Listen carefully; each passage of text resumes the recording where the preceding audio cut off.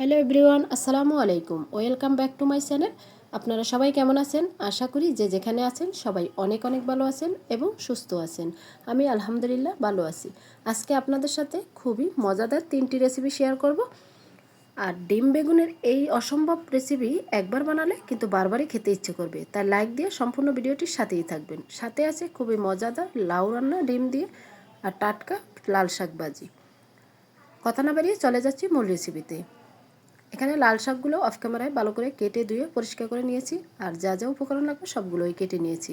এখানে রসুন, শুকনো মরিচ, পেঁয়াজ এবং কাঁচামরিচ সবগুলো কেটে নিয়েছি। এখন চলে যাচ্ছি চুলায়। চুলায় একটি প্যান বসিয়ে দিয়েছি, দিয়ে দিলাম পরিমাণ মতো সরিষার তেল আর এখন দিয়ে দিব শুকনো মরিচ। আর শাকের ভিতরে শুকনো মরিচ দিলে খেতে কিন্তু ভীষণ টেস্টি হয়। তো মরিচটা একটু ব্রাউন কালার করে ভেজে নিব। আর ভিডিওটি স্কিপ না করে শেষ পর্যন্ত থাকার অনুরোধ রইল। আর খুবই মজাদার ডিম বেগুনের রেসিপি দেখে কমেন্টের মাধ্যমে মূল্যবান মতামত রাখবেন। এখন মরিচগুলো ভাজা হয়ে গেছে, দিয়ে দিলাম পেঁয়াজ, রসুন এবং কাঁচামরিচ দিয়ে ব্রাউন কালার করে ভেজে নিব। তা হালকা ব্রাউন কালার হয়ে গেছে। এখন আমি দিয়ে দিব শাকগুলো। শাকগুলো আগে থেকে ধুয়ে পরিষ্কার করে পানি জড়িয়ে রেখেছি। এখন সবটুকু শাক দিয়ে দিলাম। আর গরম ভাতের সাথে এরকম মজাদার একটি শাক ভাজি হলে বেশ জমে যাবে। দিয়ে দিছি পরিমাণ মতো লবণ।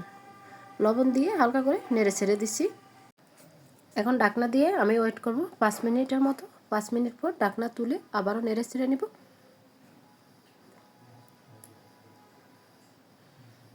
তো অনবরত শাকগুলো নেড়ে ছেড়ে নিচ্ছি।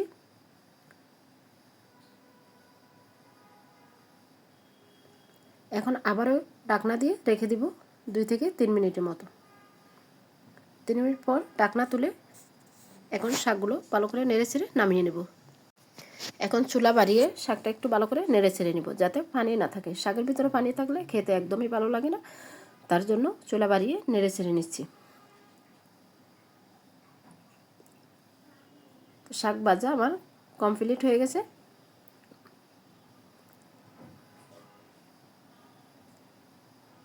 এখন নামিয়ে পরিবেশন করে দেখিয়ে দিচ্ছি কতটা লোভনীয় হয়েছে। খুব মজাদার এই সিজনে বেস্ট লাল শাক ভাজা। তা এক এক করে একটা প্লেটে সবটুকু শাক ভাজা তুলে নিলাম। বিশেষ করে লাল শাক ভাজি করলে রসুনের পরিমাণটা যদি বেশি দেওয়া যায় তাই লাল শাক খেতে কিন্তু ভীষণ টেস্টি হয়। আর দেখতেই পাচ্ছেন উপরে সবটুকুই রসুন বেশি আছে। তা লাল শাক ভাজা আমার কমপ্লিট হয়ে গেছে। এখন আমি চলে যাচ্ছি আরেকটা রেসিপিতে। সেখানে হলো লাউ গাজর দিয়ে ডিম রান্না। তো অফ ক্যামেরায় লাউ গাজর কেটে নিয়েছি, 2টা ডিম ভেঙে নিয়েছি। তো এখন চুলায় কড়াই বসিয়ে দিয়ে দিচ্ছি, দিয়ে দিলাম পরিমাণ মতো তেল। আর এখানে দিয়ে দিচ্ছি আদা বাটা, পেঁয়াজ বাটা, রসুন বাটা। দিয়ে দিচ্ছি পরিমাণ মতো কাঁচামরিচ, 1 চামচ লবণ, 1 চামচ হলুদের গুঁড়ো, 1 চামচ মরিচের গুঁড়া, 1 চামচ ভাজা জিরার গুঁড়া, সাথে ছিল ধনিয়ার গুঁড়া। দিয়ে এখন মশলাটা ভালো করে কষিয়ে নেব। আর মশলাটা একটু সময় ধরে কষিয়ে নিতে হবে, যতক্ষণ পর্যন্ত তেল উপরে উঠে না আসবে ততক্ষণ পর্যন্ত কষিয়ে নিতে হবে। তো মশলা কষানো হয়ে গেছে। এখন দিয়ে দিচ্ছি আমি লাউ। লাউ দিয়ে অনবরত নেড়ে ছেড়ে কষিয়ে নিতে হবে। আর লাউ রান্না করতে কোনো প্রকারের পানির প্রয়োজন হয় না। লাউ থেকে যে পানিটা বের হয় সেটা দিয়েই লাউ রান্না পারফেক্ট হয়ে যায়। আর লাউ খেতে কিন্তু ভীষণ টেস্টি হয়। লাউ তো আমরা সবসময় চিংড়ি মাছ এবং ইলিশ মাছ বা অন্য কোনো মাছ দিয়ে খেয়ে থাকি। তো আজকে আমি একটু ডিফারেন্টভাবে ডিম দিয়ে রান্না করছি, সেটাই আপনাদের সাথে শেয়ার করছি। আশা করি আজকের 3টা রেসিপি আপনাদের কাছে খুবই ভালো লাগবে। আজকে 3টা রেসিপি যদি ভালো লাগে একটি লাইক দিয়ে সম্পূর্ণ রেসিপির সাথেই থাকবেন। আর আমার চ্যানেলে নতুন হলে চ্যানেলটি সাবস্ক্রাইব করে বেল অন করে রাখবেন নিত্য নতুন খুব সহজ সহজ রেসিপি পাওয়ার জন্য। আর নতুন স্বাদের বেগুন রেসিপি ডিম দিয়ে কেমন হয়েছে সেটাও অবশ্যই জানাবেন, কারণ 3টা রেসিপি আজকে পারফেক্ট ছিল, খেতে কিন্তু ভীষণ টেস্টি হয়েছে। তা লাউর নেড়ে ছেড়ে এখন ঢাকনা দিয়ে আবারও রেখে দিব 10 মিনিটের মতো। আর চুলা লো হিটে দিয়ে লাউটা রান্না করে নিতে হবে। চুলা বাড়িয়ে দিলে পানিটা শুকিয়ে যাবে আর লাউ সিদ্ধ হবে না, খেতে কিন্তু একদমই ভালো লাগবে না। তার জন্য ঢাকনা দিয়ে রেখে দিচ্ছি 10 মিনিটের মতো। 10 মিনিট পর আবারও ঢাকনা তুলে নেড়ে ছেড়ে দিচ্ছি। তা এখানে লাউ প্রায় হাফ সিদ্ধ হয়ে গেছে। তা আবারও নেড়ে ছেড়ে নিচ্ছি।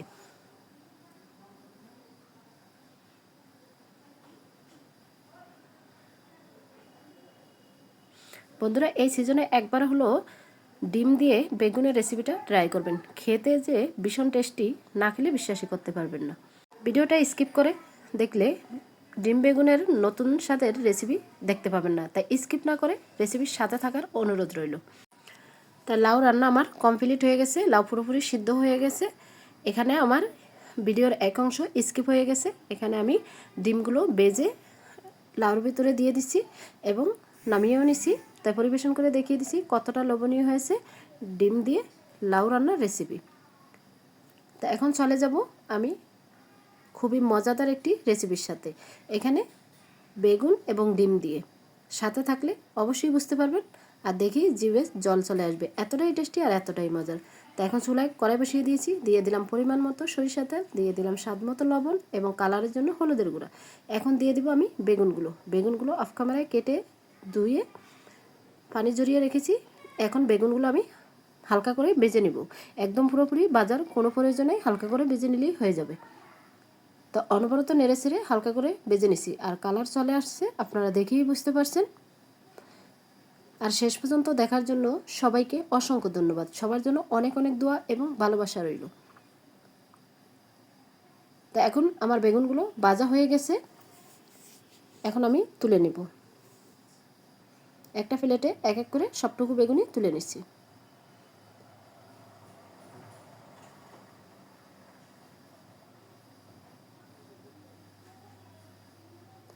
তা বেগুন সবটুকু তুলে নিছি। এই কড়াইয়ের ভিতরে আবারও দিয়ে দিলাম পরিমাণ মতো সরিষা তেল। এখন দিয়ে দিব পেঁয়াজ কুচি, দিয়ে আবারও একটু নেড়ে ছেড়ে নিব। এখানে পেঁয়াজ রসুনের পরিমাণটা একটু বেশি দিবেন, তাহলে খেতে কিন্তু ভীষণ টেস্টি হবে। এখন আমি দিয়ে দিচ্ছি এখানে 8 থেকে 10টা শুকনো মরিচ ছোট ছোট করে কেটে। তো মরিচটা দিয়ে পেঁয়াজ মরিচ একসাথে ভেজে নিচ্ছি।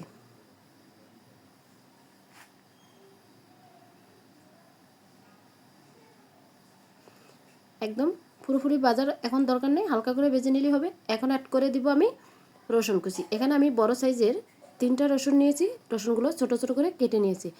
তো এখন দিয়ে দিলাম রসুন পেঁয়াজ মরিচ একটু ব্রাউন কালার করে ভেজে নিব।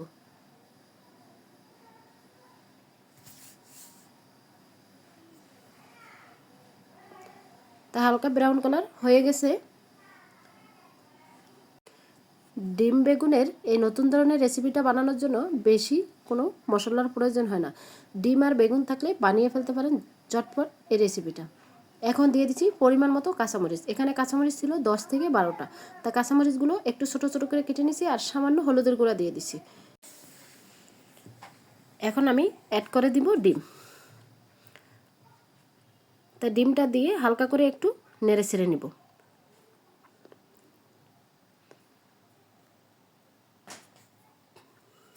আপনারা চাইলে ডিমের পরিমাণটা আরও বাড়িয়ে দিতে পারেন।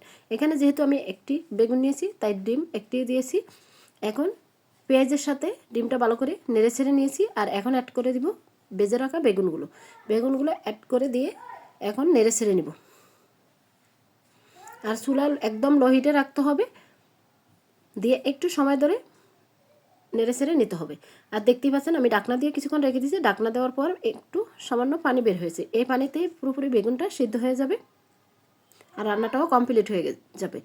এখন আমি অ্যাড করে দিব ভাজা জিরার গুঁড়া আর দিব ধনিয়ার গুঁড়া, দিয়ে এখন নেড়ে ছেড়ে নিব। এখানে কোনো বেশি মশলা দেওয়ার প্রয়োজন নাই। এখন নেড়ে ছেড়ে নিচ্ছি, আর বেগুনগুলো আমি ভেঙে ভেঙে দিছি। তাই এখানে 10 মিনিটের মতো ডাকনা দিয়ে রেখে দিছি। 10 মিনিট পর ডাকনা তুলে আবার নেড়ে ছেড়ে নিছি। তাই তৈরি হয়ে গেছে আমার নতুন স্বাদের ডিম বেগুন রেসিপি। এখন আমি দিয়ে দিচ্ছি ধনিয়া পাতা দিয়ে আবারও নেড়ে ছেড়ে নিছি। ধনিয়া পাতা দিলে খেতে কিন্তু ভীষণ টেস্টি হয়, সেই জন্য। তা আজকে 3টা রেসিপি আশা করি খুবই ভালো লাগছে। তাই রেসিপির সাথে থাকার জন্য সবার জন্য অনেক অনেক দোয়া এবং ভালোবাসা রইল। তার রান্না আমার কমপ্লিট হয়ে গেছে। এখন একটা প্লেটে পরিবেশন করে দেখিয়ে দিচ্ছি কতটা লোভনীয় হয়েছে নতুন স্বাদের ডিম বেগুন রেসিপি। তো এক এক করে একটা বাটিতে সবটুকুই তুলে নিলাম।